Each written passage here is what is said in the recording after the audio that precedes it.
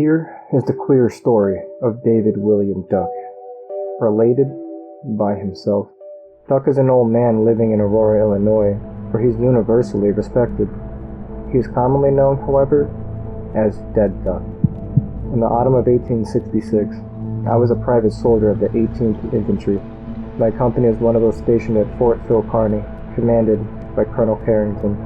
The country is more or less familiar with the history of that garrison, particularly with the slaughter of the Sioux of a detachment of 81 men and officers, not one escaping, in disobedience of orders by its commander, the brave but reckless Captain Fetterman. When that occurred, I was trying to make my way with important dispatches to Fort C.F. Smith on the Bighorn. As the country swarmed with hostile Indians, I traveled by night, concealed myself the best I could before daybreak. The better to do so, I went afoot, armed with a Henry rifle and carrying 3 days' rations in my haversack. For my second place of concealment, I chose what seemed in the darkness a narrow canyon leading through a range of rocky hills. It contained many large boulders detached from the slopes of the hills. Behind one of these, in a clump of sagebrush, I made my bed for the day, and soon I fell asleep. It seemed as if I had hardly closed my eyes, though in fact it was near midday, when I was awakened by the report of a rifle, the bullet striking the boulder just above my body. A band of Indians had trailed me and had me nearly surrounded. The shot had been fired with execrable aim by a fellow who had caught sight of me from the hillside above.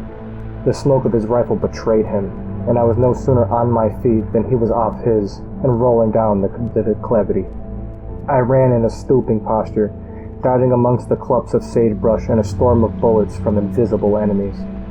The rascals did not rise and pursue, which I thought rather queer, for they must have known by my trail that they had to deal with only one man. The reason for their inaction was soon made clear.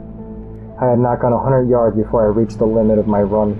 The head of the gulch, which I had mistaken for a canyon, it terminated in a concave breast of rock, nearly vertical and destitute of vegetation. In that cul-de-sac, I was caught like a bear in a pen. The pursuit was needless.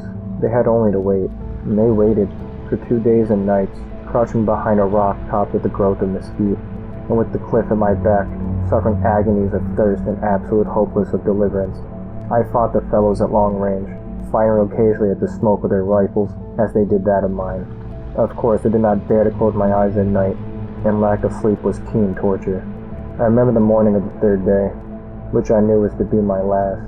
I remember, rather indistinctly, that in my desperation and delirium, I sprang out into the open and began firing my repeating rifle without seeing anybody to fire at, and I remember no more of that fight.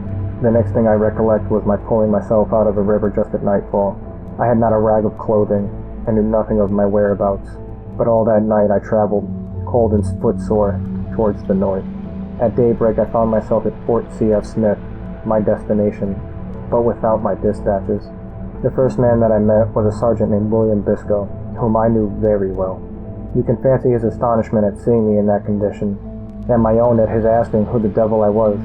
"Dave Duck," I answered. "Who should I be?" He stared like an owl.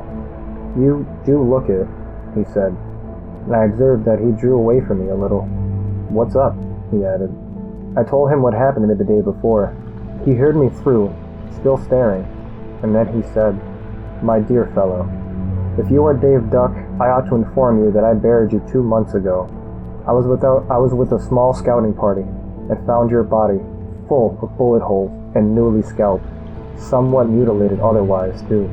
I'm sorry to say, right where you say you made your fight, come to my tent. I'll show you your clothing and some letters that I took from your person. The commandant has your dispatches." He performed that promise. He showed me the clothing, which I resolutely put on, the letters, which I put into my pocket. He made no objection, and he took me to the commandant, who heard my story and coldly ordered Biscoe to take me to the guardhouse. On the way, I said, "Bill Briscoe, did you really and truly bury that dead body that you found in these togs?" "Sure," he answered, "just as I told you. It was Dave Duck, all right. Most of us knew him. And now, you damned imposter, you better tell me who you are." "I'd give anything to know," I said.